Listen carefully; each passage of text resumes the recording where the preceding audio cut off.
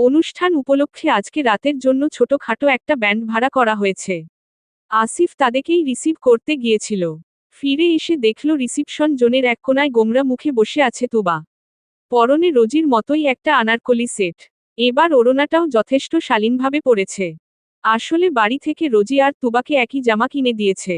কিন্তু তুবা নিজে নিজেই পাকনামি করে অনলাইন থেকে ওই লেহেঙ্গাটা কিনেছিল।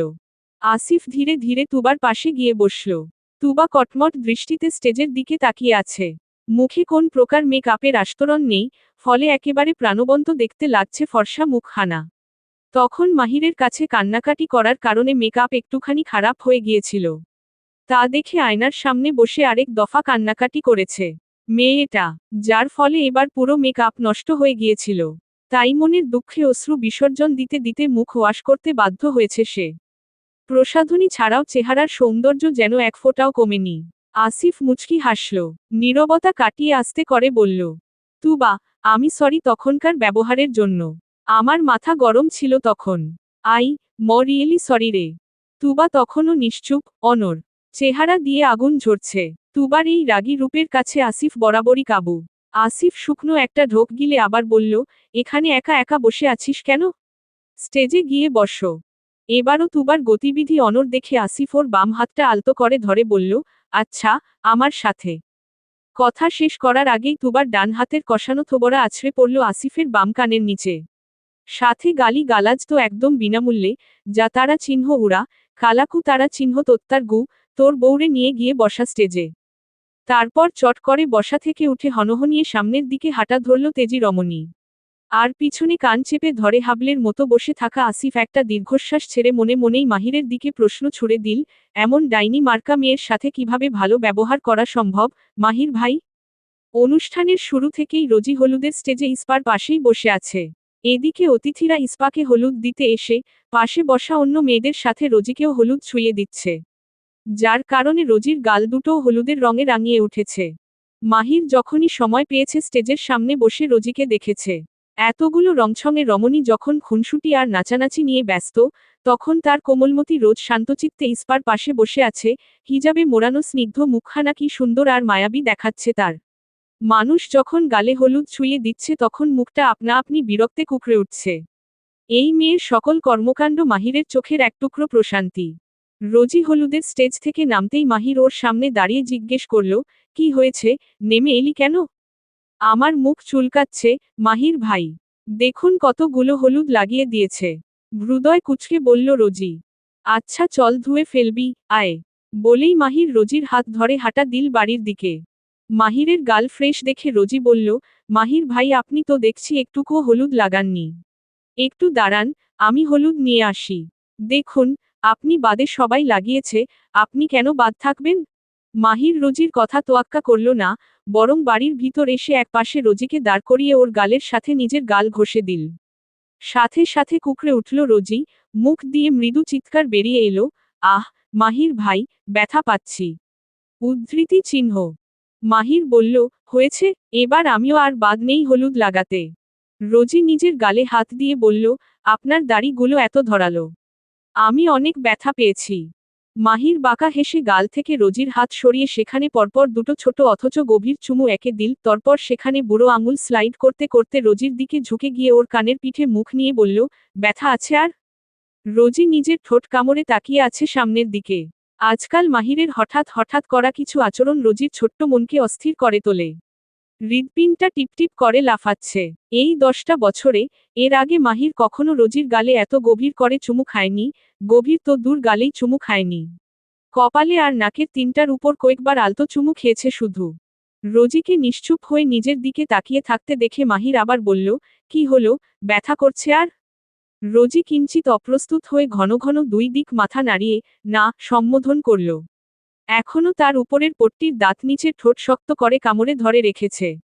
মাহির মুচকি হেসে রোজিকে ছেড়ে দিয়ে একটু দূরে সরে দাঁড়ালো। বলল, যা, মুখ ধুয়ে আয় তাড়াতাড়ি। আমি দাঁড়িয়ে আছি। শেষ বিকেলে শুরু হওয়া হলুদের অনুষ্ঠান রাত 9টায় সম্পন্ন হলো। এরপর 11টা থেকে শুরু হবে মেহেদি অনুষ্ঠান। মাঝখানের এই 2 ঘন্টা রাতের খাওয়া দাওয়া আর সাজগোজের বিরতি। ভোর অবধি চলবে এই মেহেদি অনুষ্ঠান, পাশাপাশি নাচ গান ইত্যাদি বিনোদন। এরপর একেবারে কাল দিন শেষে সন্ধ্যায় গিয়ে কনভেনশন হলে আয়োজিত হবে বিয়ের অনুষ্ঠান। তুবা, আসিফ দুজনকেই চুপচাপ দাঁড়িয়ে থাকতে দেখে ইস্পা বলল, তুবা তোমরা না জুড়ি নাচের প্র্যাকটিস করলে কয়েকদিন ধরে, তো দেখাও সবাইকে। একটু পরেই তো মেহেদি দেওয়া শুরু হয়ে যাবে, তখন আর সময় পাবে না। তুবা আসিফের দিকে একবার আর চোখে তাকিয়ে খোঁচা মেরে বলল, কারও তো কোন মাথা ব্যথা নেই, কাপল ডান্স কি আমি ভূতের সাথে করব নাকি? তুবার কথা শেষ হওয়া মাত্র কিছু বুঝে ওঠার আগেই আসিফ ওর হাত ধরে টেনে নিয়ে একেবারে নাচের স্টেজে উঠে পড়ল। তারপর চিৎকার করে সাউন্ড সিস্টেম কন্ট্রোলারদের নির্ধারিত গানটি প্লে করতে বলে তুবার 2 হাত ধরে দাঁড়িয়ে স্টেপ রেডি করে নিল। স্টেজের সেডো লাইটের নিচে অভিনবত্বের সাথে দাঁড়িয়ে আছে ওরা। তুবার পরনে বেগুনি রঙের বল গাউন, আর আসিফের পরনে সাদা শার্ট, কালো প্যান্ট। শার্টের উপরের দুটো বোতাম খোলা, হাতা কুনুই পর্যন্ত গোটানো তার। সেডো আলোতে তাদের রূপকথার রাজ্য থেকে নেমে আসা রাজকন্যা আর রাজকুমারের চেয়ে কম কিছু লাগছে না এই নাচের জুড়িকে। সাথে সাথেই আসিফের বন্ধুরা সিটি দিয়ে আসিফকে অভিনন্দন জানিয়ে দিল। আসিফ বাঁকা হেসে তাকিয়ে আছে তুবার দিকে। তুবাও তাকিয়ে আছে আসিফের দিকে, তবে নির্লিপ্ততা সেই দৃষ্টি। রমণী তেজি কণ্ঠে শাসিয়ে উঠল, ঠিক করে নাচবি বলে দিলাম। পার্লার থেকে বেশ কয়েকজন মেহেদি আর্টিস্টকে আনা হয়েছে।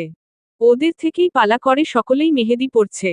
সেই সাথে গান, নাচ, কৌতুক ইত্যাদি তো তাদের মতোই চলছে। গেস্ট থেকে শুরু করে বাড়ির লোকজন, সার্ভেন্ট প্রত্যেকেই এখন বাগানে অবস্থান করছে। এত মানুষের ভিড়ে রোজি মাহিরকে খুঁজতে মরিয়া। তখনই এক ছোট্ট মেয়ে বাবু এসে ওকে একটা ছোট্ট চিরকুট দিয়ে গেল। রোজি কিছু জিজ্ঞেস করার আগেই মেয়েটা যেভাবে ছুটে এসেছিল সেভাবেই ছুটে চোখের আড়াল হয়ে গেল। বাচ্চাটাকে রোজি চিনে না, কোন গেস্টের হবে হয়তো।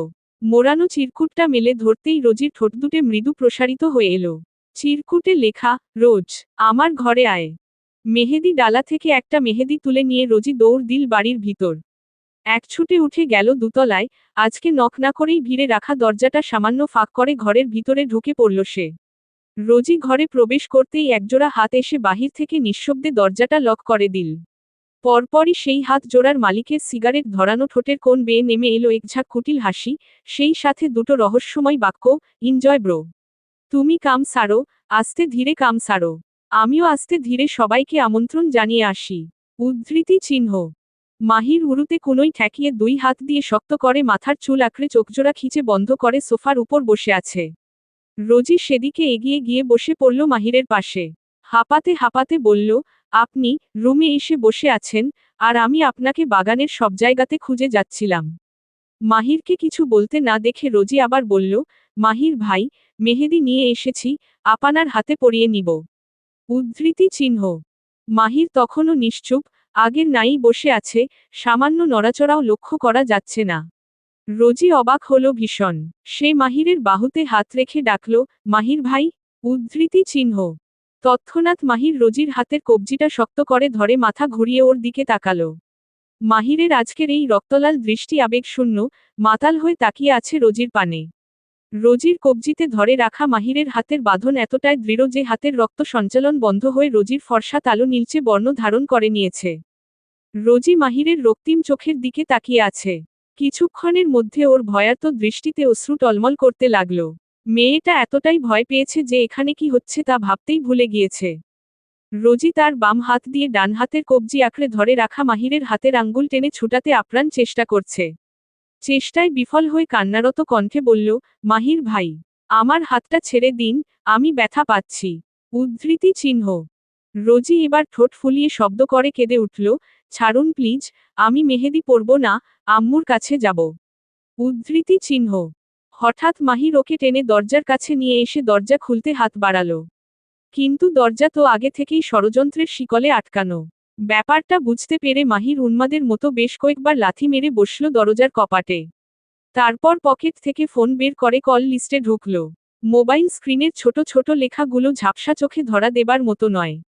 সেই সাথে হাত দুটো এতটাই তীব্রভাবে কাঁপছে যে ফোনটা পড়ে যাবার জোগাড়। মাহির রোজির হাত ছেড়ে 2 হাত দিয়ে ফোনটা আঁকড়ে ধরল। রোজি মাহিরের কাছ থেকে মুক্ত হয়ে ঘরের এক কোণে গুটিসুটি মেরে বসে ফোপাতে লাগল। মাহির না বুঝেই কোনোমতো একটা নাম্বারে ডায়াল করল। যা ছিল আসিফের, কিন্তু আসিফ ফোন সাইলেন্টে রেখে গান গাইতে ব্যস্ত। যার ফলে পরপর 3 বার কল করার পরেও কল রিসিভ হলো না। এদিকে ক্রমান্বয়ে ধৈর্যহারা হয়ে পড়ছে মাহিরের শরীর মন। তবুও সে কোনোমতো নিজেকে শান্ত রেখে আরেকটা নাম্বারে ডায়াল করল। এবারেরটা ছিল বাড়ির দারোয়ান আজমলের নাম্বার। নামের প্রথম অক্ষর এ হওয়ায় কল লিস্টের প্রথম দিকে আসিফ, আজমল চাচা এই নামগুলোই এসেছে। এবার একবার রিং হতেই কল রিসিভ হলো। কিন্তু সমস্যা বাধল, আজমল পড়ালেখার দিক দিয়ে একেবারেই মূর্খ। তার ফোনে সেভ করে রাখা মাহির বাবু নামটা না বুঝেই ফোন রিসিভ করে বলল, হ্যালো, ক্যাডা? মাহির জানে না ফোনের ওপারে কে কথা বলছে। কিন্তু এখন তা জানবার কিংবা বুঝবার সময়ও নয়। এখন শুধু সেই মানুষটার সাহায্য দরকার তার। মাহির ব্যস্ত কণ্ঠে বলতে লাগল, হ্যালো, আমি মাহির, মুনতাসিম মাহির। চিনতে পেরেছেন? আমি আমার রুমে আটকা পড়েছি, প্লিজ আমাকে সাহায্য করুন। আমার বাড়িতে আসুন, দরজাটা খুলে দিয়ে যান, প্লিজ। আমার রোজকে বাঁচান। মাহিরের কণ্ঠনালীতে কথা আটকে আটকে যাচ্ছে, বাক্যগুলো অগোছালো হয়ে বেরিয়ে আসছে। তবুও সে পরম অসহায়ের মতো ওপারের লোকটির কাছে সাহায্যের আবেদন করেই করে যাচ্ছে। এদিকে বৃদ্ধ প্রায় আজমল কানে কম শোনেন। তার উপর সাউন্ড বক্সের তীব্র শব্দের কারণে মাহিরের এই আর্তনাদ তার কান অবধি পৌঁছাল না। মাহিরকে হতাশা করে তিনি বলে উঠলেন, হেলো ক্যাডা? আপনার কথা বুঝতাছি না। ক্যাডায় কইতাছেন, বাড়ি কই আপনার? এবার আর মাহির নিজের রাগ নিয়ন্ত্রণ করতে পারল না। কান থেকে ফোন সরিয়ে সোজা ছুঁড়ে মারল টাইলসের মেঝেতে। সঙ্গে সঙ্গে ফোনের স্ক্রিন চৌচির হয়ে ফোন বন্ধ হয়ে গেল, অকেজো হয়ে পড়ে রইল মাহিরের মাস্টার বেডরুমের মেঝের এক কোণে। ফোন কেটে গিয়েছে বুঝতে পেরে আজমল তার বাটন ফোনটা পুনরায় পকেটে ঢুকে রাখলেন। তিনি বিষয়টা নিয়ে আর মাথা ঘামালেন না, রং নাম্বার থেকে এমন কত কল আসে। মাহির মাথার চুল খামচে ধরে উন্মাদের মতো ঘরজুড়ে পাইচারি করছে আর হাতের কাছে যা পাচ্ছে তাই ছুঁড়ে মারছে জানালার কাছে। কখনো আবার এক একটা বিকট হুঙ্কারের সাথে দরজায় লাথি ঘুষি মেরে যাচ্ছে বিরতিহীনভাবে। সাথে মুখ দিয়ে বেরিয়ে আসছে অকথ্য সব গালিগালাজ, যা রোজির কান সহ্য করতে পারছে না। রোজির কাছে মাহিরের এই ধ্বংসাত্মক রূপ অচেনা, একেবারেই নতুন আর অকল্পনীয়। মাহিরের এক একটা হুঙ্কার ওর রুহু অবধি কাঁপিয়ে তুলছে। রোজি হাঁটুতে মুখ বুঝে জড়সড় হয়ে বসে আছে। ভয়ে তার ছোট্ট মুখখানা একেবারে সিটিয়ে গিয়েছে। এতক্ষণ ফুপিয়ে ফুপিয়ে কান্না করার ফলে এখন হেঁচকি উঠে গিয়েছে, সেই সাথে শরীরটাও মৃদু কাঁপছে। এতটা ভয়ঙ্কর পরিস্থিতি রোজির ছোট্ট জীবনে এর আগে কখনো আসেনি। মাহির আজ পাষাণ, সে তার রোজের কাছে বসে ওর মাথায় হাত বুলিয়ে অভয় দিতে অক্ষম। রোজিকে ভস্ম করে দিতে মাহিরের এক চাহনিই যে যথেষ্ট আজ। মাহির সোফার উপর বসে মাথা এলিয়ে দিয়ে হাত দ্বারা চুল টেনে ধরে সিলিং এর দিকে তাকিয়ে রইল। মাহিরের মুষ্টি এতটাই শক্ত যে চুলসহ মাথার চামড়া খুলে আসার জোগাড়। হলুদ ফর্সা চেহারাটা রক্তিম হয়ে উঠেছে। পরনের হলুদ রঙের পাঞ্জাবিটা ঘামে জুবুথুবু হয়ে কাঠালি রং ধারণ করেছে। সময়ের সাথে সাথে মাহিরের অবস্থা আরও বেগতিক হয়ে উঠছে যেন। এই যে তার দৃষ্টি বরাবর সিলিং এ ভেসে উঠেছে রোজির সুন্দর চেহারা খানা। মাহিরের উন্মত্ত চিত্ত ওই চেহারা খানা গভীরভাবে ছুঁয়ে দেখবার লোভে পড়েছে। এই লোভ মারাত্মক, ভীষণই মারাত্মক। লোভের তাড়নায় ওর হাত পা অসাড় হয়ে আসতে আরম্ভ করল। মাহির নিজের প্রতিই নিজে বিভ্রান্ত হয়ে সামনের টেবিলের উপর থেকে একটা কড়ির ফুলদানি তুলে নিয়ে সজোরে নিজের কপালে আঘাত করে বসল। মুহূর্তেই ফলদানিটা ভেঙ্গে কয়েক টুকরো হয়ে মেঝেতে পড়ে রইল। ফুলদানি ভাঙ্গার শব্দে রোজি হাঁটু থেকে মাথা তুলে মাহিরের দিকে চেয়ে আটকে উঠল। কপাল বেয়ে রক্তের স্রোত নামছে। সেই স্রোতে রাঙিয়ে উঠছে ওর পুরো মুখ। এবার আর রোজি নিজেকে ধরে রাখতে পারল না। সকল ভয়ে ডর, শঙ্কা ছাপিয়ে ছুটে গেল মাহিরের কাছে। মাহির পাগলের মতো অস্পষ্ট স্বরে আওড়াতে লাগল, কাছে আসিস না রোজ, আগুনের থেকে দূরে থাক, তোকে পুড়িয়ে ভস্ম করে দিবে। রোজির মস্তিষ্ক গ্রহণ করল না মাহিরের অস্পষ্ট বাক্যগুলো। এই মুহূর্তে ওর পুরো ধ্যান মাহিরের ক্ষতকে ঘিরে। রোজি হাত দিয়ে মাহিরের কপাল চেপে ধরে এদিক ওদিক কিছু খুঁজার চেষ্টা করতে লাগল।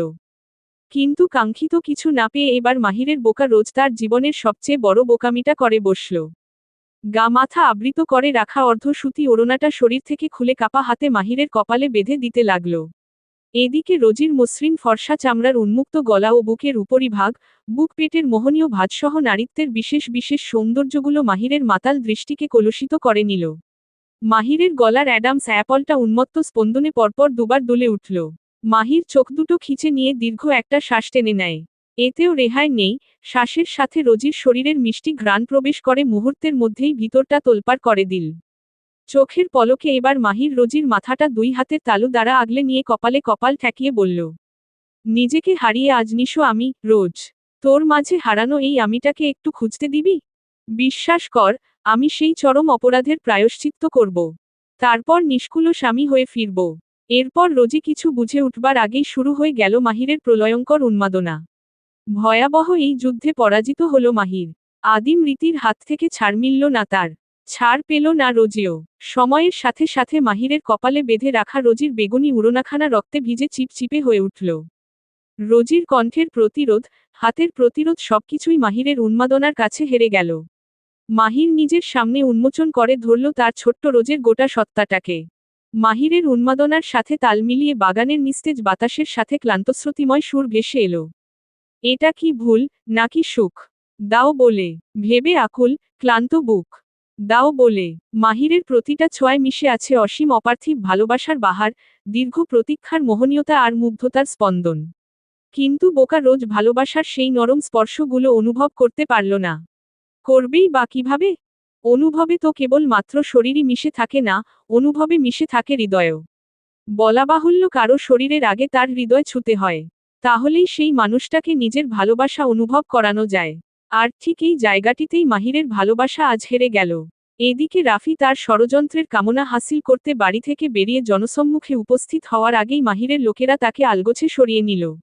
যার ফলে বাগানে মেতে থাকা একটা কাকপক্ষীও টের পেল না, মীর মহলের দুতলায় মাহিরের বিশাল ঘরটিতে ঘটে যাওয়া এক উগ্র তাণ্ডবলীলা। রাতের কালো চাদর তখনও পুরোপুরি গুটিয়ে নেয়নি। পূর্ব দিগন্তে হালকা নীলচে আভা ফুটে উঠেছে মাত্র। ভোরের এই স্নিগ্ধ পরিবেশের মাঝে দাঁড়িয়ে থাকা অট্টালিকা, মীর মহল, বিরাজ করছে সুনসান নীরবতা।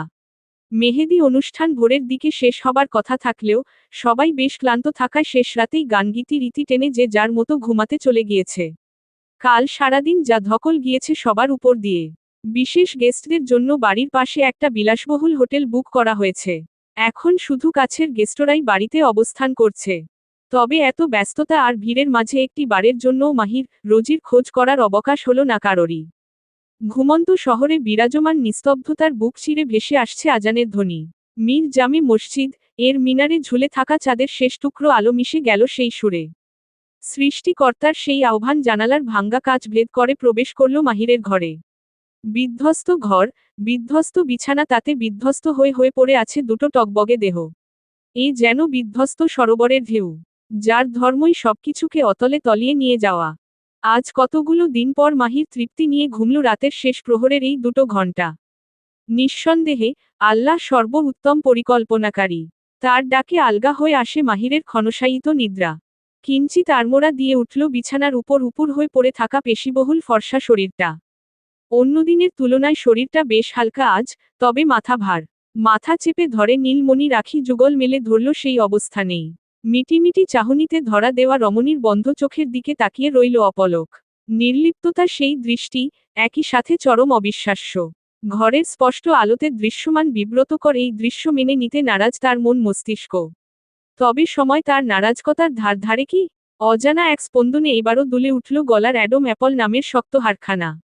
চোখের কার্নিশ বেয়ে গড়িয়ে পড়ল এক ফোঁটা তপ্ত, নোনা জল। চোখ দুটো নীরবে বন্ধ করে নিল মাহির। তার উন্মুক্ত মনের ভাবনা এটা দুঃস্বপ্ন, চোখ বন্ধ করলেই মিলিয়ে যাবে। ক্ষণালের বিলম্বে মস্তিষ্ক চেতনা ফিরে পেল মাহিরের। মাঝরাতের দম বন্ধ করা মুহূর্তগুলো স্মৃতিস্পটে হানা দিতেই চট করে উঠে পড়ল বিছানা ছেড়ে। নিজেকে কোনোমতো গুছিয়ে নিমিষেই বিছানার চাদরে আবৃত করে দিল রেজির ছোট্ট নাজুক দেহখানা। তারপর মাথাটা কোলে নিয়ে গাল চাপড়ে পাগলের মতো ডাকতে লাগলো অচেতন রোজিকে। রোজ, প্রাণ আমার, চোখ খোল। বেবি, তাকা আমার দিকে। রোজ, এই প্রাণ, উদ্ধৃতি চিহ্ন। মাহিরের এত বিলাপেও অভিমান ভাঙছে না রোজির, ওই একটি বারের জন্যও চোখ খুলে তাকাচ্ছে না ওর শখের মাহির ভাই ওরফে সদ্য হওয়া ওর আসামির দিকে। রোজি অচেতন, তবে তার কারণ শারীরিক নয়। উগ্র মাহিরের স্পর্শে উগ্রতা ছিল না খুব একটা। মাহির খুব যত্ন নিয়ে ছুঁয়ে দিয়েছে তার রোজকে। পৃথিবীর সকল ভালোবাসা ঢেলে দিয়েছে রোজির মাঝে।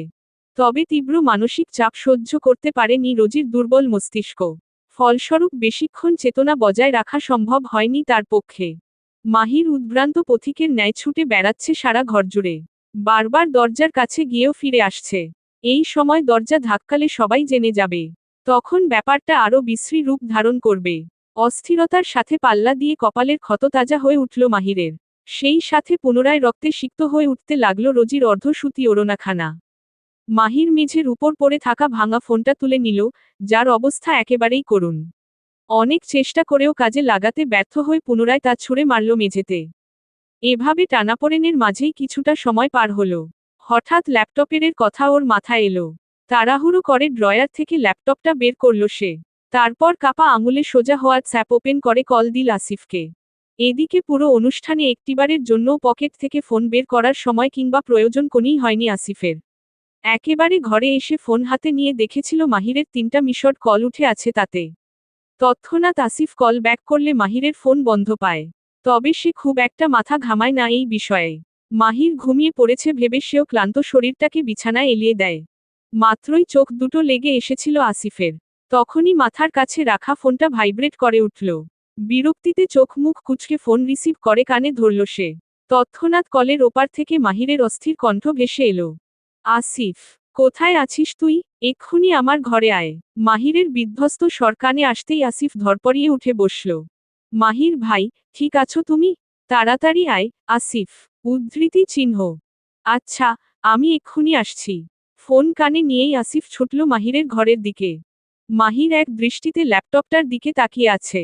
এই মুহূর্তে এটি কেউ তার কাছে অসহ্য ঠেকেছে। সেই চরম মুহূর্তে তার খেয়ালে ধরা দিল না কেন?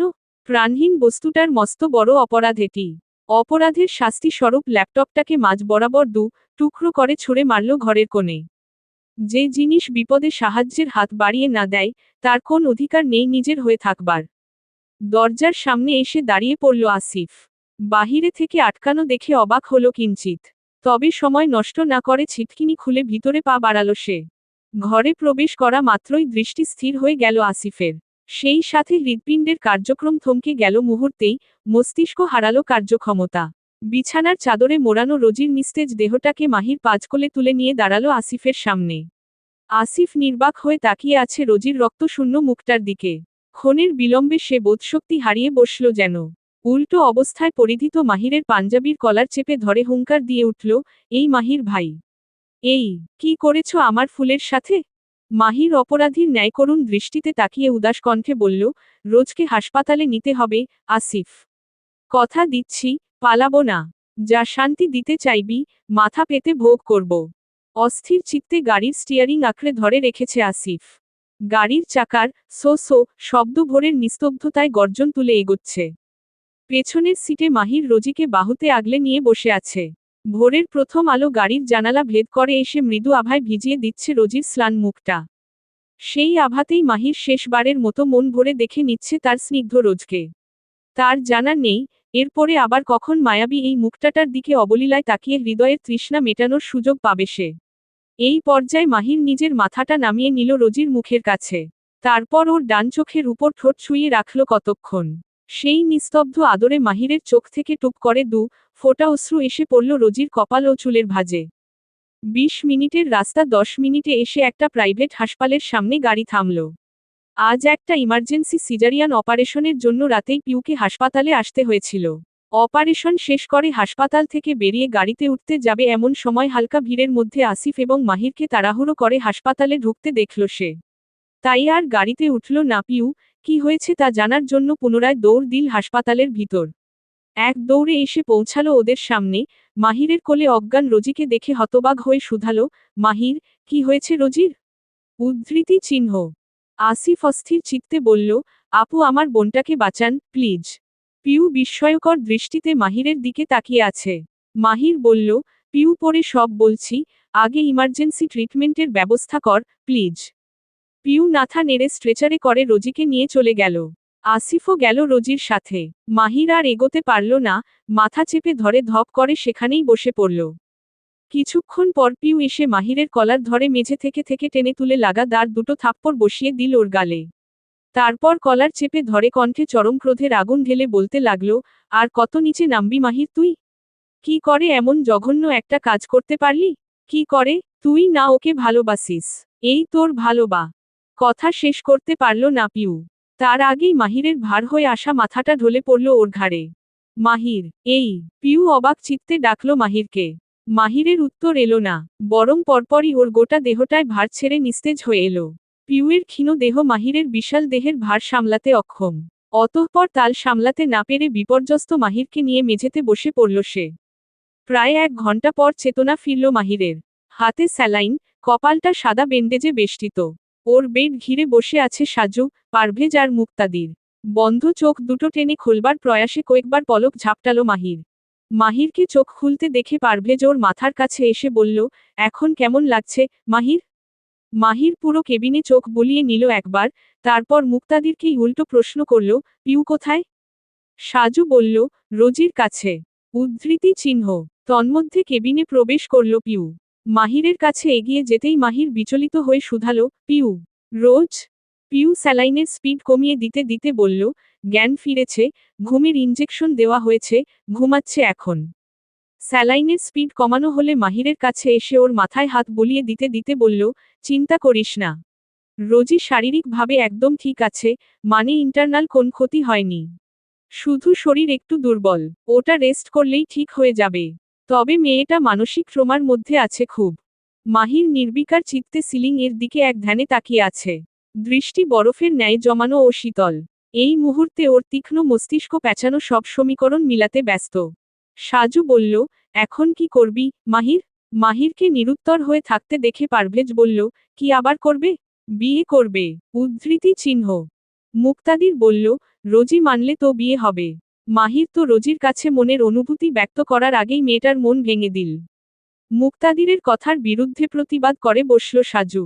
বলল, এমন ভাবে বলছিস, যেন মাহির ইচ্ছে করে করেছে। আরে, মাহির তো এত করা ড্রাগের প্রভাবেও নিজেকে যথেষ্ট সংযত রেখেছে। অথচ এই একই ড্রাগ দিয়ে তোকে যদি ওই পরিস্থিতিতে আটকে রাখা হতো, তাহলে রোজির মতো চুনাপুটিকে আর জীবিত উদ্ধার করা সম্ভব হতো না, বুঝেছিস? ওদের রেষারেষি থামিয়ে দিয়ে পিউ বলল, মাহির, রোজি দুজনই মানসিকভাবে বিধ্বস্ত। দুজনেরই মেন্টালি সাপোর্ট দরকার এখন। পিউয়ের কথার মাঝেই সবাই হকচকিয়ে মাহিরের দিকে তাকায়। মাহির চট করে শোয়া থেকে উঠে একটানে হাতের স্যালাইন খুলে ফেলল। ফলস্বরূপ সূচের সাথে ফিনকি দিয়ে বেরিয়ে আসা রক্তিম তরলের বিন্দু জমে উঠল হাতের উল্টো পৃষ্ঠে। তৎক্ষণাৎ সবাই মাহিরের কাছে ছুটে এসে ওকে বাধা দিতে চাইল। মাহির সেদিকে তোয়াক্কা না করে বেড থেকে নেমে সোজা পায়ে কেবিন থেকে বাহিরে বেরিয়ে এলো। রোজির কেবিনের সামনে ওয়েটিং চেয়ারে জীবন্ত মূর্তির ন্যায় বসে আছে আসিফ। হঠাৎ মাহির ওর সামনে হাঁটু গেড়ে বসে পড়ল, মাথাটা নুইয়ে বলে উঠল, রোজির অভিভাবক হিসেবে ওর অপরাধীকে শাস্তি দেওয়ার অধিকার তোর আছে। আমি প্রস্তুত, বল কি শাস্তি দিতে চাস? তোর বরাদ্দকৃত কঠোর থেকে কঠোরতার শাস্তিও কবুল আজ। আসিফ তাকিয়ে দেখছে তার পায়ের কাছে বসে মাথা নুইয়ে রাখা লোকটাকে। না, আভিজাত্য এই চেহারার সাথে একবারেই মানাসি নয় এই পরিস্থিতি। তাই বলে সব অপরাধ খালাস? কিন্তু কি শান্তি বরাদ্দ করবে সে এই মানুষটার জন্য? কেউ না জানলেও সে তো জানে, এই অপরাধী মানুষটা তার ফুলকে ঠিক কতটা ভালোবাসে। রোজির প্রতি মাহিরের এই নিখুঁত ভালোবাসাই আসিফকে ভালোবাসতে শিখিয়েছে। তাই তো আসিফ সবসময় মাহিরকে শুধু বড় ভাই নয়, আইডল ভেবে সম্মান করে এসেছে। তবে আজ কেন যেন সেই সম্মানটুকু মন থেকে আসছে না। কোথাও একটা বাধা পেয়ে আটকে আছে। আসিফ মাহিরের হাত দুটো নিজের হাতে নিয়ে উৎকণ্ঠিত মনে বলল, যা হবার তা হয়ে গিয়েছে, মাহির ভাই। এতে তো সব দোষ তোমার নয়। আর তোমাকে শাস্তি দেবারও কেউ নই আমি। একটু থেমে আসিফ এবার নির্বিঘ্নে মাহিরের কাঁধে মাথা এলিয়ে দিয়ে ফুপিয়ে উঠল। আমার ফুলটা ভেঙে পড়েছে, মাহির ভাই। আমি ওকে কি বলে সান্ত্বনা দিব? জানো মাহির ভাই, একটু আগে আমার ফুল চোখ খুলেছিল, কেমন করে যেন আমার দিকে তাকিয়েছিল। শুধু তাকিয়েই ছিল, আমি এত ডাকলাম কিন্তু আমার ফুল সাড়া দিল না। আমার সাথে দুটো কথা বলল না। একটু পর আবারও নিঃশব্দে চোখ দুটো বন্ধ হয়ে গেল আমার ছোট্ট বোনটার। ওর চাহনি আমাকে মেরে ফেলবে ভাই। ফুল যদি আর কখনো চোখ না খোলে তাহলেই ভালো হবে, তাই না? আমাকে কৈফিয়ত দিতে হবে না, কোন চোখ রাখতে হবে না ওর খোলা দৃষ্টিতে, আমি বেঁচে যাব। উদ্ধৃতি চিহ্ন। বোনের জন্য এক ভাইয়ের আহাজারিতে মুহূর্তেই আশেপাশের পরিবেশ ভারী হয়ে উঠল। পিউ ওদের কাছে এগিয়ে এসে আসিফের পিঠে হাত বুলিয়ে দিতে দিতে বলল, আসিফ তুমি যদি এভাবে ভেঙে পড়ো তাহলে কিভাবে হবে? রোজিকে স্বাভাবিক রাখতে ওর আশেপাশের সবাইকে স্ট্রিং থাকতে হবে। বিশেষ করে তোমাকে, মাহিরের পর ওই তোমার কাছেই বেশি ফ্রি। মাহির আসিফের মাথাটা সোজা করে দাঁড় করিয়ে দিয়ে, ওর চোখের দিকে শীতল দৃষ্টি রেখে বলতে লাগলো, আসিফ আমার কথা মন দিয়ে শোন, রোজিকে বাসায় রেখে ওর কলেজ হোস্টেলে যাবি। ওখানের রাইসা নামের একটা মেয়ে আছে, রোজির ক্লাসের। ওর পরিবারের সাথে কথা বলে কয়েক দিনের জন্য ওকে বাসায় আনবি। আর আমাকে প্রমিস কর, রোজই কলেজ কোচিং যেখানেই যাবে, তুই সঙ্গে নিয়ে যাবি আবার নিয়ে আসবি। কখনো, কোন পরিস্থিতিতে রোজিকে একা ছাড়বি না। আসিফ নর্বিকার হয়ে শুনে গেল মাহিরের কথা। এই পর্যায়ে কৌতূহলী হয়ে জিজ্ঞেস করতে নিল, মাহির ভাই, তুমি? আসিফের কথা কেড়ে নিল মাহির, আপাতত এখানে ঠাঁই মিলবে না আমার। তবে ফিরব আমি, খুব শীঘ্রই। তুই শুধু এই কটা দিন রোজিকে আগলে রাখো। আসিফ কিছু বলল না, শুধু ফ্যালফ্যাল দৃষ্টিতে তাকিয়ে থাকল মাহিরের মুখের দিকে। মাহির উঠে যেতে নিয়েও ফের পিছনে চেয়ে বলল, সময় করে রোজিকে ভালো কোন সাইকোলজিস্টের সাথে কথা বলিয়ে দিস।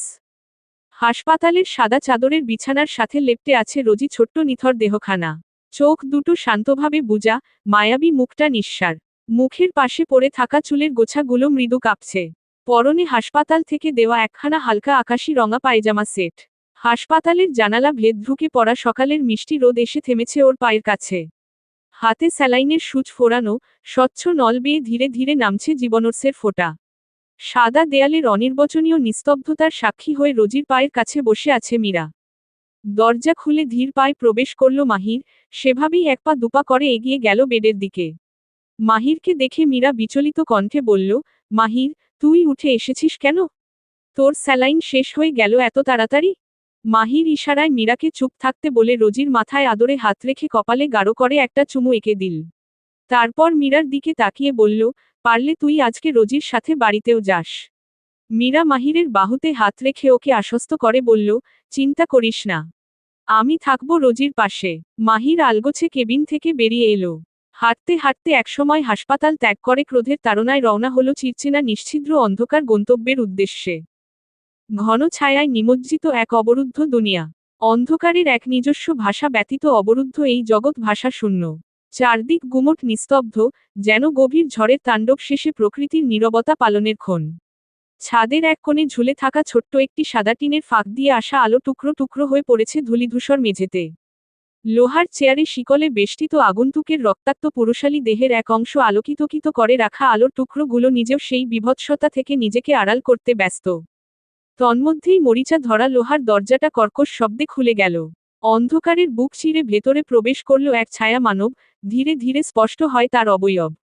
হলুদ পাঞ্জাবির হাতাদয় গুটিয়ে বাহুতে তুলে রাখা, বাম হাতের মুঠোয় কোল্ট পাইথন রিভলভার চাপানো। সুশ্রী মুখশ্রী জুড়ে প্রতিশোধের এক অদ্ভুত ঝিলিক। আয়নার ন্যায় স্বচ্ছ গাঢ় নীল চোখ দুটোতে প্রতিফলিত হয়ে উঠেছে আগ্নেয়গিরির লেলিহান শিখা, যার প্রতিটা পদক্ষেপ কেবলই প্রতিশোধের দহন। মাহিরের এক একটি পদচারণার শব্দ ইট পাথরের চার দেয়ালের নিস্তব্ধতায় হুঙ্কার তুলে এগোচ্ছে। পাথর খচিত মেঝেও টের পাচ্ছে এক টগবগে রক্ত এসেছে প্রতিশোধের আগুন নিয়ে। মাহির এসে থামে রাফির সামনে। ক্ষতবিক্ষত দেহটা শিকলের সাহায্যে কোনোমতো চেয়ারের সাথে আটকে রাখা হয়েছে। মাথাটা নুয়ে পড়েছে, থুতনিটা এসে ঠেকেছে দুই কলার বোনের মাঝংশে। পরনের প্রতিটা সুতা তাজা রক্তিম তরলে চুপচুপে হয়ে উঠেছে। মাহির ধীরে ধীরে মাথাটা একটু নিচু করে দৃষ্টি ফেলল রাফির পানে। শ্যামলা এই মুখশ্রী আজ রক্তে রঞ্জিত এক বিভৎস মুখোশ। মুখমণ্ডল বেয়ে টুপ টুপ করে তাজা রক্তিম তরল গড়িয়ে পড়ছে বুকের দিকটায়। এত রক্ত, এত বিকৃত বিভৎসতার মাঝেও ঠোঁটের কোণে লেগে থাকা বিজয়ের কুটিক হাসি চোখ ঝলসানোর মতো। চোখের মণিতে জলজল করা অহংকারের দীপ্ত শিখা অটুট, অম্লান। নিস্তব্ধতার ছাপিয়ে মাহির বলে উঠল, কি মনে হয়, হেরে গেলাম? বরফ জমানোর ন্যায় হিম শীতল তার কণ্ঠস্বর। বেশ কিছুক্ষণ পর অপরপক্ষ থেকে ভাঙ্গা কণ্ঠের অস্পষ্ট আওয়াজ ভেসে এলো, অনেক আগেই রবার্ট ব্রুস একাধারে 7 বার হেরে গিয়েছিল। ধরেনি এইবার সে তার 8তম যুদ্ধে নেমেছে। মাহির এবার রাফির মুষ্টি সমান চুলগুলো মুষ্টিবদ্ধ করে ধরে ওর নুয়ে রাখা মাথাটা টেনে উঁচু করে ধরল। তারপর কণ্ঠ নালীর উপর রিভলভারের নল চেপে ধরে চোখে চোখ রেখে বলল, কি ভেবেছিলি আমি ভেঙ্গে যাব? শোন, যা আমার তা আমারই আছে। যেটা দুদিন পরে হওয়ার ছিল তা দুদিন আগে হয়েছে, এতটুকুই। অথচ এবার তুই টের পাবি পরাজয় কাকে বলে। রাফি রক্তাক্ত ঠোঁট কামড়ে হেসে উঠল, মৃত্যুর ভয় দেখাচ্ছিস? মৃত্যু মানে মুক্তি, তোদের এত সহজে মুক্তি দিতে আছে, বল? কালই তো বললি আমাদের এই সন্ধি ফুরাবার নয়। তাহলে মুক্তির কথা আসছে কোত্থেকে? উদ্ধৃতি চিহ্ন। রাফি অপলক তাকিয়ে থাকল মাহিরের জ্বলন্ত নীলমণির চোখের দিকে। কিছুক্ষণ পর বিকৃত হেসে বলল, তুই চরম লেভেলের সাইকো হয়ে উঠেছিস, মাহির। উদ্ধৃতি চিহ্ন। নিজে সাইকো, অথচ যুদ্ধের মাঠে নেমে প্রতিপক্ষকে সরলা হয়ে থাকার পরামর্শ দিচ্ছিস। বাহ বাহ, ফাঁকা ফিল্ডে গোল দেবার খুব শখ দেখছি। নাটক করেছিস আমার সাথে? নাটক? মারার হলে মার শালা, মার। চুপ করে দাঁড়িয়ে আছিস কেন? অতিরিক্ত উত্তেজনার ফলে কাশি উঠে গেল রাফির। কাশির তীব্রতা এতটাই প্রখর যে পেটের নাড়িভুড়ি ছিঁড়ে উছলে বেরিয়ে এলো রক্তবমি। মুহূর্তেই রাফির শরীরের অগ্রভাগ সহ সামনের মেঝেটুকু মেখে গেল ঘৃণিত রক্ততরলে। এত বিব্রতকর পরিস্থিতিতেও কোনরূপ বিশেষ প্রতিক্রিয়া নেই মাহিরের। বরং এই দৃশ্য তাকে প্রশান্তি দিচ্ছে, মনোবল বৃদ্ধি করে আরও উগ্র করে তুলছে তাকে। মাহির ব্যঙ্গ করে বলল, ভুল বুঝেছেন বড় ভাইজান, আমি হাত তুলব না আপনার গায়ে। আপনাদের মতো নরপশুর গায়ে হাত তুলে নিজের পশুত্ব প্রমাণ করার মানেই হয় না।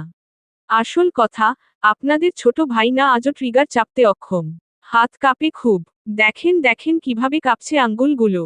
বলেই হু হু করে হেসে উঠল মাহির। কি ভয়ঙ্কর সেই হাসির ধ্বনি! তন্মধ্যেই অন্ধকারের ভিতর থেকে কিছু হিংস্র শব্দ ভেসে এসে মাহিরের হাসির সাথে মিশে গেল। সময়ের সঙ্গে সঙ্গে সেই গর্জন আরও প্রখর, আরও ভয়াল হয়ে উঠতে লাগল সেই গর্জন। হঠাৎ গুমোট আধারের বুক চিরে বেরিয়ে এলো লোহার শিকল বেষ্টিত তিনটে পিট বুল জাতের হিংস্র কুকুর। তাজা রক্তের গন্ধে উন্মত্ত তারা, দৃষ্টিতে দানবীয় আগুন।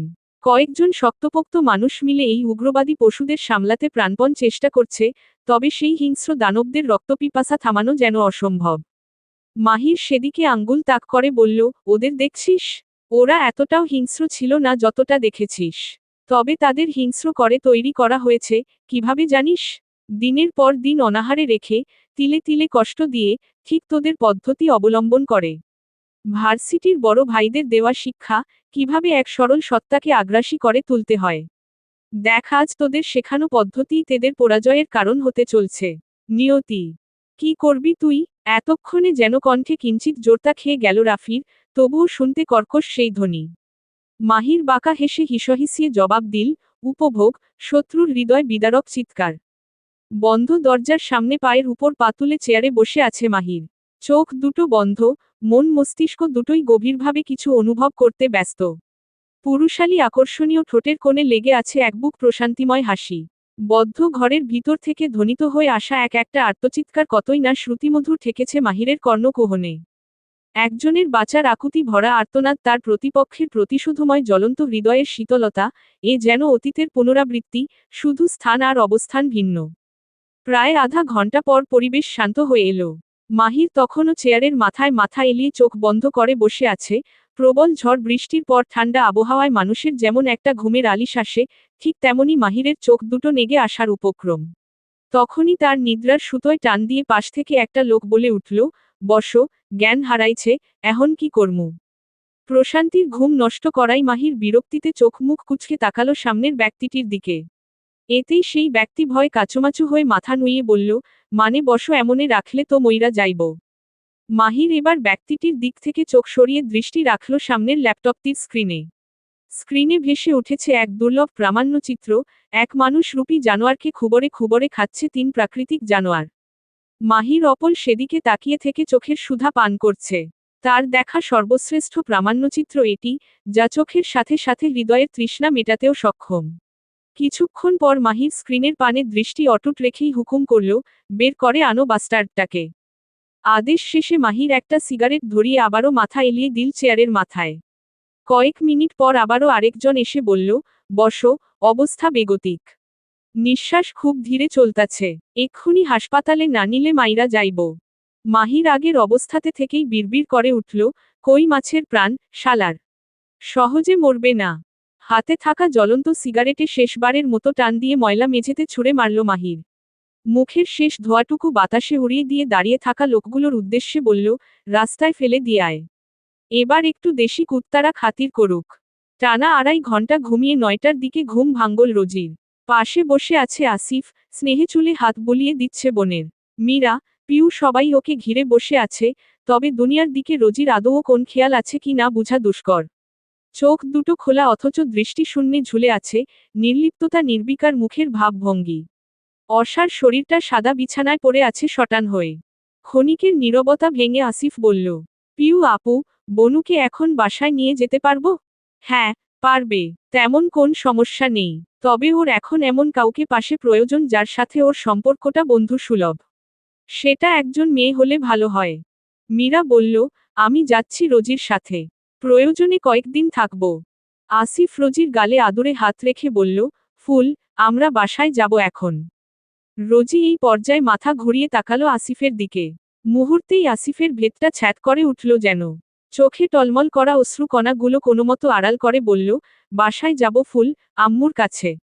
রোজি এক দৃষ্টিতে চেয়েই আছে আসিফের দিকে। আসিফ বোনের কপালে চুমু খাওয়ার উদ্দেশ্যে রোজির মুখের দিকে একটু ঝুঁকে আসতেই আচমকা রোজির কণ্ঠ নালি ছিঁড়ে বেরিয়ে এলো এক গগনচুম্বী চিৎকার। দুই হাতের সাহায্যে আসিফের বুকে ধাক্কা মেরে ওকে দূরে সরিয়ে দিল ভীতু মেয়েটা। চোখের পলকে ওর ছোট্ট নাজুক শরীরটা আতঙ্কে আপনা আপনি সংকুচিত হয়ে বিছানার চাদরে লেপ্টে পড়ে রইল। তক্ষুনি মীরা আর পিউ ছুটে এসে রোজিকে আগলে নিয়ে অভয় দিতে লাগল।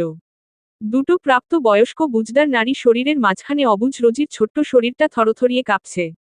পিউ আর মীরা দায়িত্ববান বড় বোনের মতো রোজিকে বুকে আগলে নিয়েছে আহত রোজিকে। আসিফ স্তব্ধ হয়ে সেদিকে তাকিয়ে রইল কিছুক্ষণ। তারপর প্রাণহীন দেহটাকে কোনোমতো টেনে নিয়ে কেবিনের বাইরে একটা নির্জন জায়গায় এসে ভেতরের চাপা আর্তনাদগুলো উগরে দিতে লাগলো অঝরে। কে বলে ছেলেরা কাঁদতে পারে না? তাদেরও তো একটা মন আছে। কষ্টের সীমা পেরিয়ে গেলে তাদের চোখও বাঁধ মানে না কোন। এক সরলা বোনের চোখে তার হৃদয়গম ভাইয়ের আদুরে স্পর্শের প্রতি চরম ভয় ফুটে উঠেছে, এ যেন এক ভাইয়ের জন্য জীবনের সবচেয়ে নির্মম অভিশাপ। একটা ভাইয়ের জীবনে এই হৃদয়বিদারক অভিজ্ঞতাটুকু পেতে আছে বুঝি? না, নেই। পৃথিবীর দ্বিতীয় কোন ভাইয়ের অর্জনে না আসুক এই ভয়ঙ্কর অভিজ্ঞতাটুকু। অর্জনের এই ভাণ্ডারটুকু শূন্য থাকুন সবার জীবনে, অনন্ত শূন্যতায় মিলিয়ে যাক এই নির্মম অভিশাপের ঝুড়ি। বাড়িতে ফেরার পথে একটা ছোট মলের সামনে গাড়ি দাঁড় করালো আসিফ। তারপর মীরা আর রোজিকে বসিয়ে রেখে নিজে হাঁটা দিল ভিতরের দিকে। রোজির পরনে এখনো হাসপাতালের কাপড়। এটা পরে তো আর বাসায় যাওয়া সম্ভব নয়। এছাড়াও এত সকালে বাড়ি থেকে বের হওয়ার কারণ হিসাবে একটা কৈফিয়ত প্রয়োজন। যত যাই হোক এই সময়ে বাড়িতে বর্তমান পরিস্থিতি ব্যাখ্যা করার মানসিকতা কিংবা প্রস্তুতি কোনোটাই নেই। রোজি নিশ্চুপ হয়ে মীরার কাঁধে মাথা এলিয়ে বসে আছে। মীরা তাকে বুকে জড়িয়ে নরম স্বরে নানান কথা বলছে রোজির মন ভালো করবার চেষ্টায়। কিন্তু সমস্ত চেষ্টাই শূন্যে মিলিয়ে যাচ্ছে মীরার। রোজির মুখে কোনো ভাব নেই, চোখে কোনো প্রতিক্রিয়া নেই। মীরার শব্দগুলো তার ভেতর পর্যন্ত পৌঁছায় না, মাঝপথেই হারিয়ে যাচ্ছে কোথাও। কিছুক্ষণ পর আসিফ হাতে কয়েকটা ব্যাগ কয়েকটা ফিরল। সেগুলো মীরাকে দিয়ে একটু দূরে গিয়ে দাঁড়ালো। মীরা সেখান থেকে একটা আরামদায়ক ড্রেস রোজিকে পরিয়ে দিল। তারপর নিজের চুলের হেয়ার ব্যান্ড খুলে রোজির চুলগুলো আলতো করে বেঁধে দিল, আর মাথায় একটা ওড়না জড়িয়ে দিল যত্নে। ভেতরের কষ্ট আড়াল করতে বাইরে থেকে ভাঙাচোরা মানুষটাকে সাজিয়ে গুছিয়ে তুলবার চেষ্টা, যাতে ভিতরে কষ্টের পাহাড় ফেটে গেলেও বাহ্যিক দৃষ্টিতে মানুষটাকে স্বাভাবিক মনে হয়। সকাল 10টা, দীর্ঘ এক বিরতির পর পুনরায় মীর মহলের প্রতিটি কোণ বিয়ে বাড়ির আমেজে মুখরিত হয়ে উঠেছে। বিভিন্ন কাজে ব্যস্ত হয়ে পড়েছে বাড়ির প্রতিটি হাত। এর মধ্যেই আসিফ রোজি আর মীরকে নিয়ে বাড়িতে ঢুকল। ড্রয়িং রুম পার হতেই মীরাকে দেখতে পেয়ে শাহিদা বেগম এগিয়ে এলেন। আরে, মীরা মা যে, কত দিন পর দেখছি। কেমন আছো মা? মীরা হেসে জবাব দিল, আলহামদুলিল্লাহ আন্টি। আপনার শরীর কেমন? সরলা নারী শাহিদা বেগম মীরার মাথায় হাত বুলিয়ে দিতে দিতে বললেন, আমিও আলহামদুলিল্লাহ ভালো আছি। কিন্তু তুমি কত শুকিয়ে গিয়েছ, মা। কাজের খুব চাপ যাচ্ছে আন্টি, তাই হয়তো এমন মনে হচ্ছে। শাহিদা বেগম একটু পিছে দাঁড়িয়ে থাকা আসিফের দিকে তাকিয়ে বললেন, আসিফ তুই কোথায় পেলি মীরাকে? রোজিকে নিয়ে একটু বাহিরে গিয়েছিলাম বড় আম্মু। তখনই আপুর সাথে দেখা, ভাবলাম বাসায় নিয়ে আসি। ভালো করেছিস। যাও মা, ঘরে গিয়ে বসো। মাহির মনে হয় এখনো ঘুম থেকে ওঠেনি। হুট করেই ওর ফুপাতো বোনের বিয়ে লেগে গেল। সন্ধ্যায় বিয়ে, তোমাকে কিন্তু থাকতে হচ্ছে আজকে। বিয়েতে দাওয়াত দিতে না পারায় ভদ্রমহিলার মুখ চুড়ে খানিক সংকোচ খেয়ে গেল। মীরা মৃদু হেসে থাকবে বলে সম্মতি দিল। তন্মধ্যেই তানজিলা বেগম সেখানে উপস্থিত হলেন। আসিফের হাতে শপিং ব্যাগ দেখে ভ্রু কুঁচকে জিজ্ঞেস করলেন, এত সকাল সকাল তোমরা আবার কোথায় গিয়েছিলে, আসিফ? আসিফ অত্যন্ত স্বাভাবিক ভঙ্গিতে বলল, রোজিকে একটু শপিংয়ে নিয়ে গিয়েছিলাম, আম্মু। একটা জামা কিনে দিলাম। এত জামা থাকতেও আজকেই তোমাকে আবার কিনতে হবে, রোজি? মেয়ের উপর মায়ের হালকা শাসন। কথা কেড়ে নিয়ে শাহিদা বেগম বললেন, থাক তানজিলা। বড় ভাই শখ করে একটু শপিং করে দিয়েছে। তারপর রোজিকে উদ্দেশ্য করে বললেন, রোজি, মীরাকে আপাতত তোর ঘরেই নিয়ে যা। রোজি এতক্ষণ ধরে জড় বস্তুর ন্যায় নির্বিকার দাঁড়িয়েছিল। মীরা ওকে এক হাত দিয়ে আগলে রেখেছে। উপরে সাজানো গোছানো রোজির মুখচ্ছবির আড়ালে তার ভেতরের বিধ্বস্ত সত্তা কারো চোখেই ধরা দিল না বিশেষ। ঘরে যাওয়ার সম্মতি পেয়ে মীরা রোজিকে নিয়ে দুতলার দিকে পা বাড়াল। পিছন থেকে পুনরায় ভেসে এলো শাহিদা বেগমের কণ্ঠ, রোজি, তোর মাহির ভাইকে একটু ডেকে দিস তো মা। ঘরে এসে মীরা বলল, রোজি, গোসল করে নাও আপু। গোসলের পর দেখবে শরীর, মন এক্কেবারে ফুরফুরে হয়ে গিয়েছে। তারপর নিজেই রোজির জামা আর তোয়ালে বাথরুমে দিয়ে এলো। এরপর রোজিকে ঝর্ণার নিচে দাঁড় করিয়ে ঝর্ণার কলটা চালু করে দিল। বাথরুমও জুড়ে ছিটকে পড়ল স্বচ্ছ জলের স্রোত। মীরা রোজিকে গোসলের প্রাইভেসি দিয়ে বাথরুম থেকে বেরিয়ে এলো। ঝর্ণার নিচে নির্জীব অবস্থায় দাঁড়িয়ে আছে রোজি, কিছুক্ষণের মধ্যে গোটা শরীরটা ভিজে জুবুথুবু হয়ে উঠল। রোজি এবার তার বন্ধ চোখের পাতা দুটো মেলে ধরল, মুহূর্তেই উদাসীন দৃষ্টি গিয়ে আটকালো সামনের দেয়ালে রাখা আয়নার মধ্যে। সেখানে সৃষ্টি হয়েছে এক স্নিগ্ধা রমণীর অসাধারণ প্রতিচ্ছবি। কৃত্রিম ঝর্ণা থেকে জোরে পড়া জলবিন্দুগুলো এসে রমণীর মাথায় পড়ছে, মাথা থেকে কপাল, কপাল বেয়ে নাক, নাকের ডগা ছুঁয়ে মিশে যাচ্ছে ঠোঁটে। সেখানে অসাধারণ এক প্রতিমার সৃষ্টি করে অবলীলায় রমণীর সারা অঙ্গ ছুঁয়ে দিচ্ছে এই স্বচ্ছ পবিত্র জলবিন্দু। ঠিক এভাবেই কিছুক্ষণ আগে আরও একজন ছুঁয়ে দিয়েছিল তাকে। এই পবিত্র জলবিন্দু কি পারবে সেই অনিচ্ছিত ছোঁয়া মুছে বালিকার পবিত্রতা ফিরিয়ে দিতে? হয়তো না। দ্বিতীয় স্পর্শ কখনো প্রথম স্পর্শের দাগ মুছতে পারে না। মাথায় পেঁচিয়ে রাখা ওড়নাটা এবার ধীর হাতে আলগা করতে লাগল রোজি। গলা ও বুকের উপরিভাগ থেকে কাপড়ের আবরণ সরে যেতেই প্রতিচ্ছবির মাঝে অযাচিত কিছু চিহ্ন স্পষ্ট হয়ে উঠল, যা রোজির ঝাপসা দৃষ্টিকেও উপেক্ষা করতে পারল না। রোজিকে গোসলে ঢুকিয়ে দিয়ে মাহিরের ঘরের উদ্দেশ্যে ঘর থেকে বের হলো মীরা। পথে সাদ্দাম হোসেনকে দেখতে পেয়ে একটু থেমে সালাম দিল সে। অভ্যাসমতো নিজের চশমাটা নড়েছড়ে মীরার পা থেকে মাথা পর্যন্ত একবার পরখ করে নিলেন সাদ্দাম হোসেন। আস্তে ধীরে সালামের উত্তর দিয়ে বললেন, তোমার নাম কি, মা? মীরা, আঙ্কেল। উদ্ধৃতি চিহ্ন। ভদ্রলোক গভীর মনোযোগ সহকারে স্মৃতির পাতায় কিছু খুঁজতে লাগলেন যেন। তা বুঝতে পেরে মীরা বলল, আঙ্কেল আমি মাহিরের ফ্রেন্ড। মুহূর্তেই সাদ্দাম হোসেনের সুশ্রী মুখ জুড়ে আধার নেমে এলো যেন। সামান্য প্রসারিত হয়ে থাকা ঠোঁট দুটো সম্পূর্ণরূপে সংকুচিত হয়ে এলো। চেহারায় ফুটে উঠল চিরাচরিত গাম্ভীর্যতা। তোমাকে মাহির ইনভাইট করেছে? ভদ্রলোকের কথার মাঝে মাহিরের বন্ধু মহলের প্রতি চরম ক্ষোভের বহিঃপ্রকাশ ঘটল যেন। এদিকে সাদ্দাম হোসেনের এহম কথায় মীরা অপ্রস্তুত হয়ে পড়ল। কোন বিয়ে বাড়িতে এসে এই ধরনের অপ্রত্যাশিত প্রশ্নের মুখোমুখি হলে মানুষের অবস্থা যা হয় আর কি।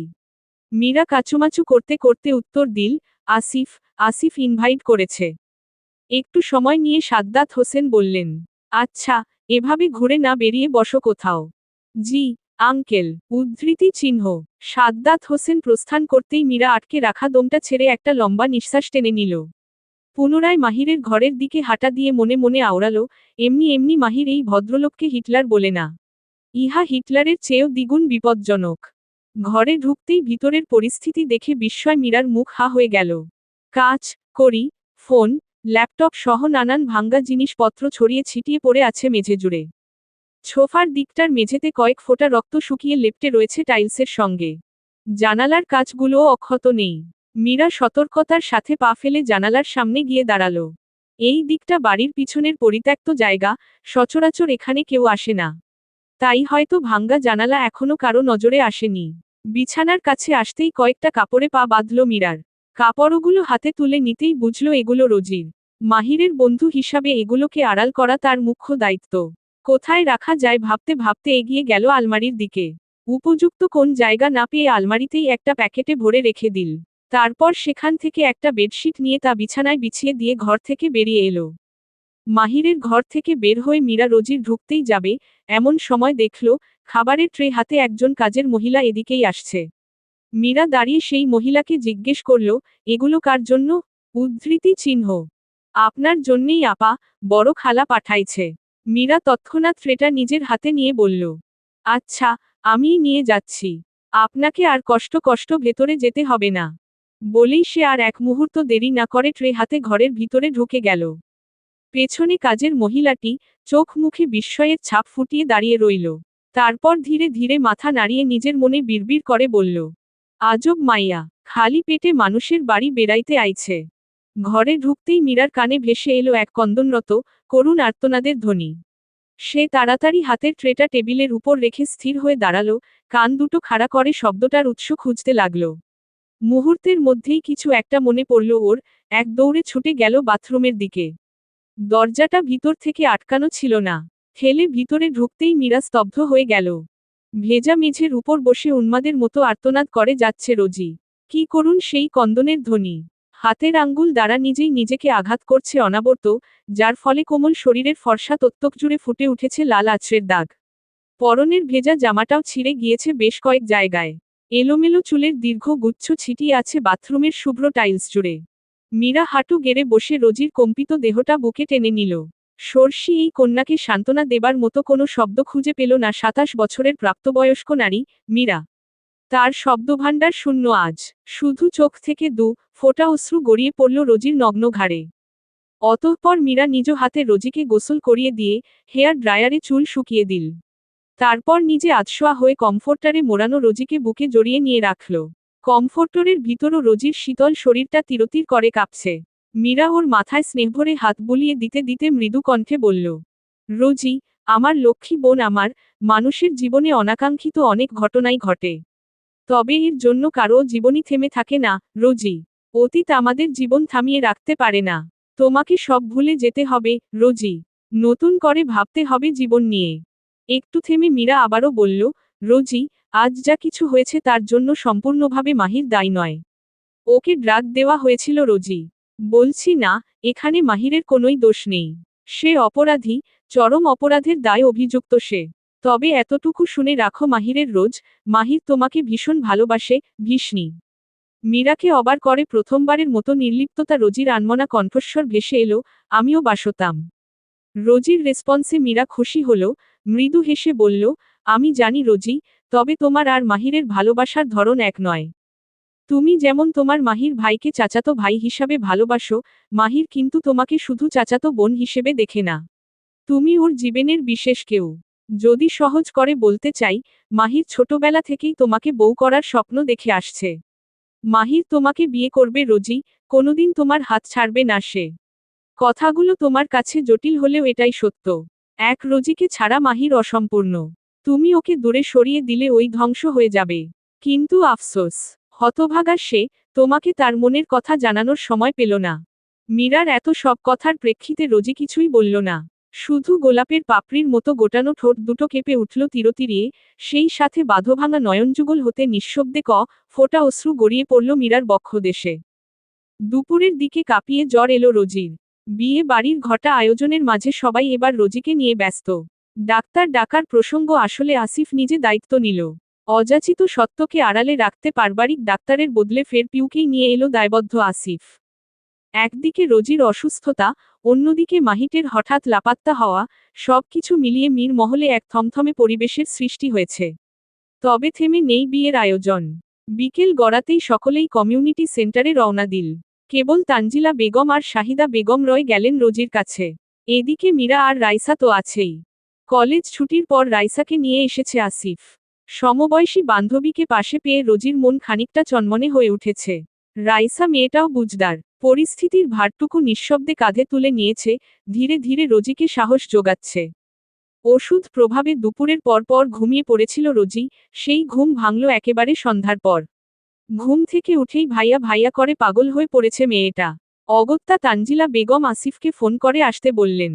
বোনের কথা শুনে কমিউনিটি সেন্টার থেকে এক প্রকার ছুটে এলো আসিফ। আসিফ এসেছে পর্যন্ত ওকে জড়িয়ে ধরে বসে আছে রোজি। এক ধাপ কোথাও যেতে দিচ্ছে না। ঘাপটি দিয়ে পড়ে আছে ভাইয়ের বুকে। আসিফও সরছে না। সারাদিনে হৃদটা হাহাকারে ফেটে পড়ার উপক্রম হয়েছিল তার, এখন এই ছোট্ট মাথাটা বুকে নিয়ে হৃদয় শীতল করবার পালা। কয়দিন রাইসা রোজির সাথে থাকবে, আসিফ রাইসার বাবা মার থেকে অনুমতি নিয়েছে। এতক্ষণে মীরা বুঝে গিয়েছে, রোজি রাইসার কাছে বেশ নির্ভার। মেয়েটি বয়সে কিশোরী হলেও আচরণে পরিণত। সহজেই রোজিকে এই পরিস্থিতি থেকে বের করে আনতে পারবে। ওর সংবেদনশীল ব্যবহার রোজিকে সাহস যোগাবে। এদিকে মীরা বয়সে রোজি রাইসার থেকে অনেক বড়। বয়সের এই ফারাকে তার উপস্থিতি হয়তো ওদের খোলামেলা ভাবনায় কিছুটা বাধা হয়ে দাঁড়াবে। তার সম্মুখে নির্দ্বিধায় কিছু বলা বা কোন কাজ করতে পারবে না ওরা। তাই মীরা আর এখানে থাকলো না, রাতে পারভেজ এসে নিয়ে গেল ওকে। যাওয়ার সময় রাইসাকে কিছু জিনিস বুঝিয়ে বলেছে সে। অন্ধকার ঘরে দুটি নিঃশব্দ নিঃশ্বাস। ঘরের কৃত্রিম আলো নিভানো, কিন্তু বিছানার পাশের জানালার ফাঁক গলিয়ে আসা চাঁদের আলোয় বিছানায় শুয়ে থাকা দুটো মেয়েলি অবয়ব সুস্পষ্ট। বাইরে থেকে ভেসে আসা ব্যস্ত শহরের কিছু পরিচিত আওয়াজ ব্যতীত ঘরের ভিতর কোন প্রকার শব্দের অস্তিত্ব নেই। অথচ দুজনই নির্ঘুম। রাইসা কি বলে কথা শুরু করবে ভাবতে ভাবতেই বলে উঠল, রোজি কালকে বিকেলে আমি আর সোহান ভাইয়া ঘুরতে গিয়েছিলাম। রোজি চিত হয়ে শুয়ে অন্ধকারের পানে তাকিয়ে তার নিজস্ব ভাবনার দুনিয়ায় নিমগ্ন। পাশের মানুষটার দিকেও কোন খেয়াল নেই। অন্যদিনের মতো আজকে সে উত্তেজিত হয়ে জানতে চাইল না, কোথায় গিয়েছিলে? কি হলো, তুমি কি বলে দিয়েছ তুমি উনাকে পছন্দ করো? ইত্যাদি ইত্যাদি। রাইসা একটা দীর্ঘ শ্বাস ফেলে রোজির দিকে কাত হয়ে ওর হাতে হাত রাখল। বলল, রোজি তুমি আমার কথা শুনছো না কেন? হাতে শীতল স্পর্শ অনুভূত হলে রোজির ভ্রম কাটে। মাথা কাত করে রাইসার দিকে তাকিয়ে আস্তে করে বলল, কিছু বললে? রাইসা এবার রোজির হাতের 5 আঙুলের মাঝে নিজের 5 আঙুল ঢুকিয়ে ওর হাতটা মুষ্টিবদ্ধ করে ধরল। বলল, আমার মনে হয় সোহান ভাইয়াও আমাকে পছন্দ করে। রোজি মলিন হেসে বলল, বাহ, ভালো তো, তোমার স্বপ্ন পূরণ হবে এবার। ইনশাআল্লাহ। একটু থেমে রাইসা আবারও বলল, তোমাদের বাড়িটা ভীষণ সুন্দর আর অনেক বড়, একেবারে কল্পনার প্রাসাদের মতো। তোমার এই বাড়ি কখনোই ছাড়া উচিত না রোজি। বাড়ি ছেড়ে কোথায় যাব? রোজির আনমনা জবাব, এখন না হয় যাবে না, কিন্তু ভবিষ্যতে, যখন তোমার বিয়ে হয়ে যাবে? রোজি নিশ্চুপ হয়ে তাকিয়ে আছে রাইসার দিকে। এই প্রসঙ্গে বলার মতো কী বা আছে তার? রোজিকে চুপ থাকতে দেখে রাইসা আবারও বলল, রোজি, তোমার কাজিন তো তোমাকে পছন্দ করে। তুমি উনাকেই বিয়ে করে নিও। তাহলে পার্মানেন্ট ভাবে এই বাড়িতে থাকতে পারবে, তাও আবার তোমার প্রিয় মানুষটার সাথে। রোজি এবারও কিছু বলল না, বরং পুনরায় চিত হয়ে দৃষ্টি রাখল অন্ধকারে নিমজ্জিত সিলিং এর পানে। হারিয়ে গেল অচেনা নগরীর কোন এক অবরুদ্ধ গলিতে। দুঃখের ছায়া, বিপদের ঘূর্ণি আর আনন্দ উচ্ছ্বাসের আলো ছায়া, সব মিলিয়ে মিশ্র অনুভূতির মধ্যেই কাঙ্ক্ষিত বিয়েটা সম্পন্ন হল। ইতিমধ্যে নবদম্পতি সপরিবারে দেশ ছেড়ে পাড়ি জমিয়েছে সুদূর জাপানে। সময়ের স্রোতের সঙ্গে তাল মিলিয়ে প্রত্যেকে নিজের মতো করে চালিয়ে যাচ্ছে নিত্য জীবনের দিনযাপন। কেবল থেমে আছে রোজির জীবন ঘড়ি, এখনো আটকে আছে অনাকাঙ্ক্ষিত সেই রাতেই। অন্তর্মুখী স্বভাবের মেয়েটা আরও চুপচাপ আর ঘরকোনা হয়ে পড়েছে। তবে বাড়ির কেউ বিষয়টিকে তেমন সিরিয়াস করে দেখেনি। তাদের যুক্তি, মেয়ে বড় হচ্ছে, বয়ঃসন্ধিকালের এই সময়টাতে মেয়েরা একটু চুপচাপ আর একা থাকতেই পছন্দ করে। কিশোরী বয়সের মুড সুইং ভেবে সকলেই ওকে নিজের মতোই ছেড়ে দিয়েছে। এদিকে আসিফ ছাড়েনি তার ফুলকে, সবসময় বোনের কাছেই থাকছে সে। সময় পেলেই রোজিকে নিয়ে ব্যস্ত হয়ে পড়ছে। সময় করে ঘুরতে নিয়ে যাওয়া থেকে শুরু করে টুকটাক সকল বিষয়ে নজরে নজরে রাখছে রোজিকে। এদিকে রোজিও একেবারে ভাইকাতুরে হয়ে উঠেছে। আসিফ একটু বেশি সময় চোখের আড়ালে থাকলেই মেয়েটার মন অস্থির হয়ে ওঠে। ঘন্টার পর ঘন্টা ভাইয়ের বুকে মুখ গুজে পড়ে থাকে, এই পরিচিত বুকের ভাঁজে খুঁজে ফিরে তার কাঙ্ক্ষিত মানুষটিকে। অথচ প্রশ্নটা থেকেই যায়, একজনের শূন্যতা কি সত্যিই আরেকজনের উপস্থিতিতে পূর্ণতা পায়? পুরো 1 সপ্তাহ পর রোজি পড়ার টেবিলে ফিরল। তবে শুধু দেহটায় ফিরেছে, মনটা নয়, অবাধ্য মন অন্য কোথাও পড়ে আছে। টেবিলে বইয়ের উপর 2 হাত ভাঁজ করে রেখে তাতে থুতনি ভর দিয়ে, সামনে বসা মেসির দিকে তাকিয়ে আছে সে। মেসিও তার বাদামি চোখের মায়াময় দৃষ্টি দিয়ে রোজির দিকে তাকিয়ে থেকে ওকে সান্ত্বনা দেবার চেষ্টা করছে যেন। এই অবুঝ প্রাণীটাও বোঝে হয়তো, ওর মালকিন ভালো নেই। তাই তো সারাদিন রাতে 1 সেকেন্ডের জন্যও রোজির কাজ ছাড়া হয় না মেসি। আর যাবেই বা কোথায়? এই বাড়িতে তো রোজি আর মাহিরই তার একমাত্র আশ্রয়স্থল। মাহির নেই, আজ 1 সপ্তাহ যাবৎ মাহিরের গায়ের গন্ধ পায়নি মেসি। রোজির দিকে অপলক তাকিয়ে থেকে চোখের ভাষায় ওকে জিজ্ঞেস করে, মাহির কোথায়, ফিরে না কেন তাদের কাছে? রোজিরও জানা নেই এর উত্তর। দুজন 2 প্রজাতির প্রাণী এক মানবের অপেক্ষায় কাতর। প্রায় ঘন্টা খানিক টেবিলে বসে থাকার পরও পড়ায় মনোযোগ এলো না, অতঃপর বিরক্ত হয়ে সামনে মেলে রাখা বইটা টেবিলের একপাশে ছুঁড়ে দিয়ে বিছানায় চিত হয়ে শুয়ে পড়ল রোজি। আজকাল যখন তখন চোখ দিয়ে জলবিন্দু গড়ায় না আর, চাপা অশ্রুগুলো হৃদয়ের হাহাকারের সাথে দলা পাকিয়ে বিস্ফোরণ ঘটায় শুধু। কিছুক্ষণ পর মেসিও টেবিল থেকে নেমে বিছানায় রোজির মাথার কাছে গুটিসুটি মেরে বসে পড়ল। তখনই ব্যস্ত নগরীর যান্ত্রিক কোলাহল ছাপিয়ে দূর থেকে ভেসে আসতে লাগলো এক অপার্থিব শান্ত সুর। আমি আবার ক্লান্ত পথচারী, এই কাটার মুকুট লাগে ভারী। গেছে জীবন দুদিকে দুজনারই, মেনে নিলেও কি মেনে নিতে পারি? রাত 10টা, প্রতিদিনের মতো আজও মীর মহলের ডাইনিং রুম কোলাহলপূর্ণ। সাদ্দাম হোসেন আর মোস্তফা হোসেন ব্যবসায়িক কাজে রাজশাহীর বাহিরে গিয়েছেন। এদিকে লুৎফর রহমান আর কারিম বাসায় আছে। এই মুহূর্তে ড্রয়িং রুমে টুকটাক আলোচনা নিয়ে বসেছে চাচা ভাতিজা। আর তাতে যোগ দিয়েছেন সকিনা বিবি। উর্মিলা বেগম আর তানজিলা বেগম টেবিলে খাবার গোছাচ্ছেন। শাহিদা বেগমকে কাজে হাত লাগাতে দেননি। উনার শরীরটা খুব একটা ভালো না, হঠাৎ প্রেশার ফল করে আবার হঠাৎই বেড়ে যায়। একমাত্র বুকের ধন মাহিরকে কতগুলো বছর বুকে ফিরে পেয়েছিল, সেই মাহির আবারও লাপাত্তা। গত এক সপ্তাহে মাত্র একবার ছেলের কণ্ঠস্বর শুনতে পেয়েছেন শাহিদা বেগম। এই বয়সে এসে এত ধকল সইতে শরীর মন দুটোই হিমশিম খেয়ে যাচ্ছে। ইতিমধ্যে রোজি বাদে সবাই ডাইনিং এ হাজির হয়ে গিয়েছে। ছকিনা বিবি গেলেন রোজিকে ডাকতে। ঘরে ঢুকতেই দেখলেন, বিছানার মাঝখানে এলোমেলো হয়ে ঘুমিয়ে আছে রোজি আর মেসি। বিড়বিড় করে নাতিকে ডাকতে ডাকতে এগিয়ে গেলেন বিছানার দিকে। বিছানার একেবারে কাছে পৌঁছে রোজির পানে দৃষ্টি রাখতেই ভ্রুদয় কুঁচকে এলো বৃদ্ধার, দৃষ্টি থমকে গেল রোজির গলা আর বুকের মাঝ দিকটায়। এলোমেলো হয়ে শোয়ার ফলে জামার গলাটা সামনের দিক থেকে সরে গিয়ে বুকের কিছু অংশ উন্মুক্ত হয়ে পড়েছে রোজির। যার ফলে বুকের ত্বকে ছড়িয়ে থাকা খচিত চিহ্নগুলো আজ আর সকিনা বিবির চোখ এড়িয়ে যেতে পারল না। হাত বাড়িয়ে ধীরে ধীরে রোজির জামার সামনের দুটো বোতাম খুলে দিলেন বৃদ্ধা। তাগড়া নারীর শরীরের অবাঞ্ছিত এই দাগগুলো ষাটোর্ধ্ব বয়স্ক নারীর অভিজ্ঞতাকে ত্বরান্বিত করে তুলল। কাপা হাতে ছুঁয়ে দিতে লাগলেন রোজির চিহ্নযুক্ত ফর্সা ত্বক। শরীরে কারো হাতের স্পর্শ টের পেতেই রোজি সকিনা বিবির হাত ঝটকা মেরে সরিয়ে দিয়ে চকিতে উঠে বসল রোজি। চোখের ঘুম এখনো পুরোপুরি পালায়নি তার, অথচ আতঙ্কে শরীর সিটিয়ে পড়েছে। হাতে বুকের কাছের জামাটা আঁকড়ে ধরে চুপসে বসে রইল মেয়েটা। নিঃশ্বাসের গতি তীব্র, গলা শুকিয়ে কাঠ হয়ে গিয়েছে। সকিনা বিবি তখনও বিস্ময়কর দৃষ্টি নিয়ে তাকিয়ে আছে রোজির দিকে। রোজি একবার সেদিকে তাকিয়ে নিঃশব্দে মাথা নামিয়ে নিল। সকিনা বিবি এবার রোজির কাছে এগিয়ে এসে ওর বাহু ধরে শান্ত স্বরে জিজ্ঞেস করলেন, বুবু, কি এসব? রোজি নিশ্চুপ, তাকাতে পারছে না দাদির দিকে। যেই প্রশ্নের মুখোমুখি হবার ভয় শতরঙ্গ নীলা করে নিজেকে ঢেকে রেখেছে এতদিন, সব আয়োজন বৃথা হয়ে আজ সেই প্রশ্নের সম্মুখে দাঁড়িয়ে সে। রোজি, আমার দিকে তাকাও বুবু, আমি কি বলছি? উদ্ধৃতি চিহ্ন। কথাগুলো বলে নিজেই রোজির থুতনি চেড়ে মাথাটা উঁচিয়ে ধরল চোখের সামনে। অবশেষে রোজি চোখ তুলে তাকালো সকিনা বিবির দিকে, ঠিক তখনই ওর চোখ বেয়ে নিঃশব্দে ফোঁটা অশ্রু গড়িয়ে পড়ল। ধীরে ধীরে ফুপিয়ে উঠল মেয়েটা, একটুখানি ঠাঁই খুঁজতে মাথা এলিয়ে দিল দাদির আদরে বুকে। এককালে সকিনা বিবি অতি তীক্ষ্ণ বুদ্ধি সম্পন্ন মহিলা ছিলেন। বয়সের ভার তার এই গুণকে ছাপিয়ে উঠতে পারেনি। রোজির ছোট্ট মাথাটা বুকে নিয়ে কয়েকটা হিসাব মিলাতে লাগলেন তিনি। হঠাৎ প্রাগ মস্তিষ্কের নিউরনগুলো এক জটিল প্যাচে আটকে পড়ল যেন। সকিনা বিবি বুক থেকে রোজির মাথাটা উঠিয়ে সোজা করে ধরলেন। ওর দুগালে হাত রেখে চোখের দিকে তাকিয়ে বললেন, বুবু, মাহির দাদু ভাই।